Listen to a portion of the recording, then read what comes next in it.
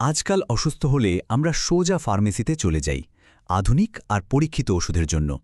কিন্তু চলুন আজ একবার টাইম ট্রাভেল করা যাক এমন একটা সময়ে যখন চিকিৎসার জগৎটা ছিল একেবারে অন্যরকম, অদ্ভুত আর মাঝে মাঝে বেশ ভয়ঙ্করও।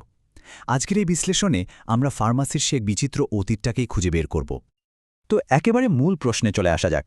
যদি আমরা প্রায় ৪০০ বছর আগের একটা ওষুধের বাক্স খুলতাম, তাহলে তার ভেতরে কি দেখতে পেতাম? উত্তরটা খুব নরম করে বললেও বেশ অবাক করার মতো। প্রথমেই যেটা পাওয়া যেত তা হল গুঁড়ো করা মমি। হ্যাঁ, ঠিক যা শোনাচ্ছে তাই। প্রাচীন মিশরীয় মমি পিষে বানানো গুঁড়ো। আর এরা কিন্তু কোনো লোকমুখে চলা টোটকা নয়, সপ্তদশ শতাব্দীর লন্ডন ফার্মাকোপিয়াতে রীতিমতো এর নাম তালিকাভুক্ত ছিল। এরপর আসত মানুষের মাথার খুলি। বিশ্বাস করা হতো যে যেসব মানুষ হিংসাত্মকভাবে মারা গেছে তাদের মাথার খুলি নাকি বিশেষ কার্যকর। তালিকায় আরও ছিল মাকড়সার জাল, সেই সময় খুব সাধারণ কিন্তু স্বীকৃত একটা উপাদান।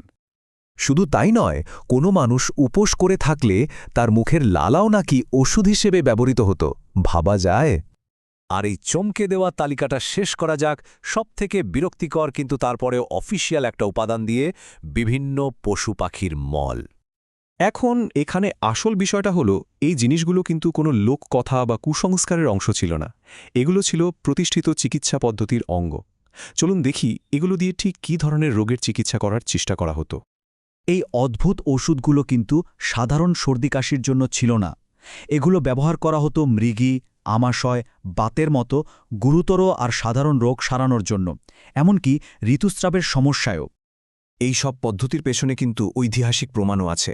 যেমন ধরুন ১৬৬৩ সালের একটা মেডিকেল বই, পার্নাসাস মেডিসিনালিসে ব্যাকলার নামে একজন লেখক ঠিক এই কথাগুলোই লিখে গেছেন।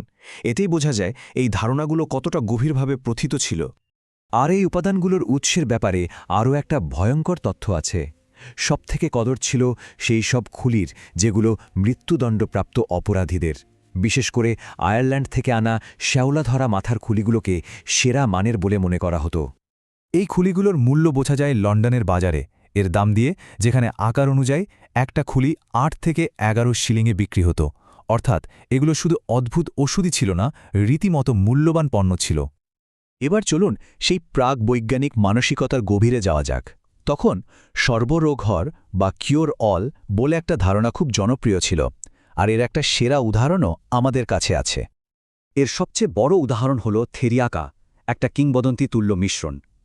কয়েক ডজন উপাদান দিয়ে তৈরি এই জটিল ঔষধটিকে সব ধরনের বিষের বিরুদ্ধে অন্তিম প্রতিষেধক বলে মনে করা হতো।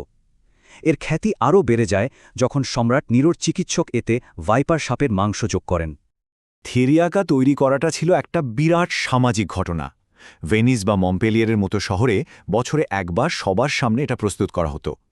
অনুষ্ঠানে থাকত বক্তৃতা, গান বাজনা আর সেরা চিকিৎসকদের নজরদারি। শেষে একটা আনুষ্ঠানিক সিলমোহর দিয়ে একে অনুমোদন দেওয়া হতো। প্রাচীন চিকিৎসক গ্যালেনের মতে থেরিয়াকা প্রায় সব কিছুই সারাতে পারত, বিষক্রিয়া থেকে শুরু করে মাথা ব্যথা, মৃগী, এমনকি কুষ্ঠ বা মহামারীর মতো রোগও। এটা ছিল সত্যিকারের এক সর্বরোগহর ওষুধ। এই ওষুধগুলোর ওপর মানুষের বিশ্বাস ছিল অনেক। ১৬৮৫ সালের এক চিঠিতে মাদাম দে সেভিনে তার ছেলেকে পরামর্শ দিয়েছিলেন ১ মাস ধরে রোজ ভাইপার সাপ দিয়ে ভরা পাখি খেতে। তিনি নিশ্চিত ছিলেন যে এটাই তার নিজের সুস্বাস্থ্যের গোপন রহস্য। কিন্তু রহস্যময় ওষুধ আর ভয়ঙ্কর উপাদানের এই যুগটা শেষ হতে চলেছিল। চলুন এবার আমরা সেই টার্নিং পয়েন্টের দিকে এগিয়ে যাই যেখান থেকে আধুনিক ফার্মাকোলজির জন্ম হয়েছিল। মূল পরিবর্তনটা এসেছিল চিন্তাভাবনায়। পুরো গাছ বা প্রাণীজ পণ্য ব্যবহার করার বদলে নতুন বিজ্ঞানীরা এর সক্রিয় উপাদান বা অ্যাক্টিভ প্রিন্সিপল খুঁজে বের করার চেষ্টা শুরু করেন। মানে সেই একটা অণু যা আসলে কাজটা করে। ভাবুন তো, গোটা আফিম পপি ব্যবহার করা আর শুধু মরফিন ব্যবহার করার মধ্যে পার্থক্যটা।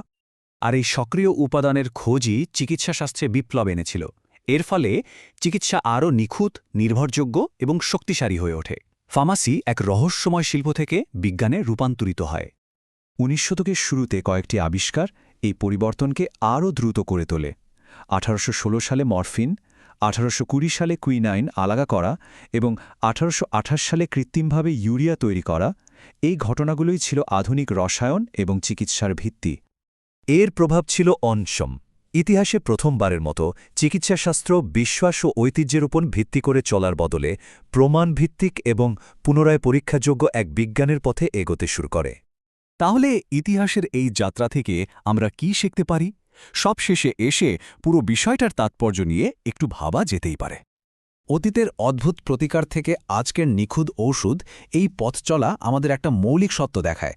মানুষের কষ্ট কমানো এবং নিরাময় খুঁজে বের করার ইচ্ছাটা চিরন্তন। শুধু সেই লক্ষ্যে পৌঁছানোর পদ্ধতিগুলোই সময়ের সাথে সাথে বদলে যায়। আর এটাই আমাদের এক দারুণ ভাবনার সামনে এনে দাঁড় করায়। আমরা আমাদের সীমনের চিকিৎসাকে বিজ্ঞান ও যুক্তির শিখরে আছে বলে মনে করি, কিন্তু আজ থেকে কয়েকশো বছর পর ভবিষ্যৎ প্রজন্ম যখন আমাদের সময়ের দিকে ফিরে তাকাবে, তখন আমাদের কোন চিকিৎসা পদ্ধতিগুলোকে তাদের কাছে অদ্ভুত বা হয়তো বর্বর বলে মনে হবে? প্রশ্নটা কিন্তু ভাবার মতো।